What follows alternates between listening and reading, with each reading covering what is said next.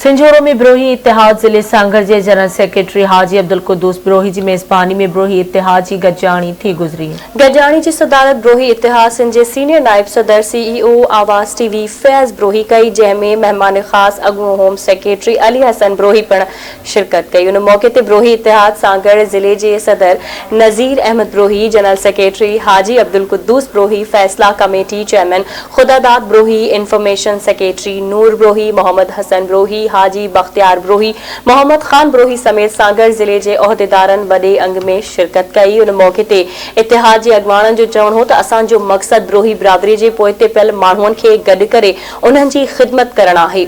उन्हनि चयो त ग़रीब मिसकीन माण्हुनि जे बेलोस ख़िदमत करण आहे। असीं पंहिंजी बिरादरी के माण्हुनि सां दुख सुख में हमेशा साथ ॾींदासीं।